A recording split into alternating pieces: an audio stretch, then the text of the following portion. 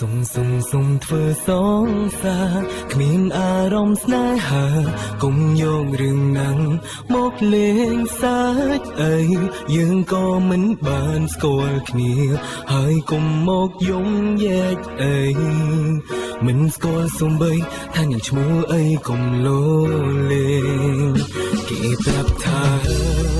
គេទៅបែកពីសងសាពេលនេះនាងឈឺផ្សាចង់រងអ្នកថ្មី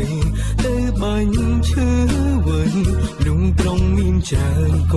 កងហើយអ្វីត្រូវជាខ្ញុំវិញទុំនឹងតែឯងបានហើយមិនពាក់ព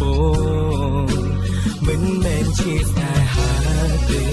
មិនបានស្រឡាញ់គេទេជួយប្រាប់ខ្ញុំផងអារម្មណ៍នេះមិនមែនស្នេហា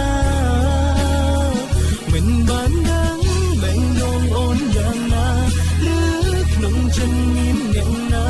ដឹងត្រឹមពេលនេះបែងដងគិនដល់ស្រួលតាមបែងដងលំនិយាយប្រាប់អូនមិនថាថ្ងៃនេះឬថ្ងៃណាពួកយើងត្រូវធ្វើដូចធម្មតាយើងត្រូវចាំបានដឹងខុសសន្យាថា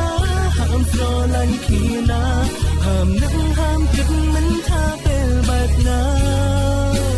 ហាមស្រឡាញ់គ្នាគេប្រាប់ថា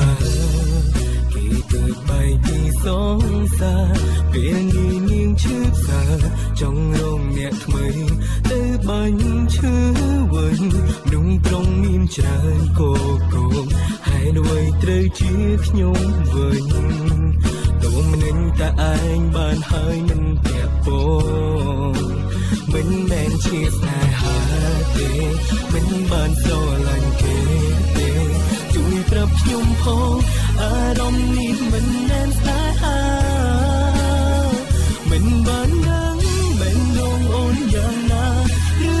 ក្នុងចិត្តមានអ្នកណាដឹងត្រឹមពេលនេះបែងដងគិនដល់ស្រួលតាមបែ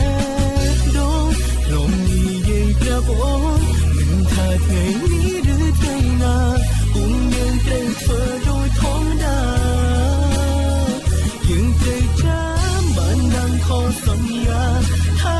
ហាមស្រឡាញ់គ្នាណាហាមនឹកហាមគិតមិនថាពេលបែបណាតាមបែបដងលំនិយាយប្រាប់អូនមិនថាថ្ងៃនេះឬថ្ងៃណាពួកយើងត្រូវធ្វើដូចធម្មតាយើងត្រូវចាំបានដឹងខុសសន្យាថាហាមស្រឡាញ់គ្នាណាហាមនឹកហាមគិតមិនថាពេលបែបណាយើងត្រូវចាំបានដឹងខុសសន្យាថាហាមស្រឡាញ់គ្នាណាហាមនឹកហាម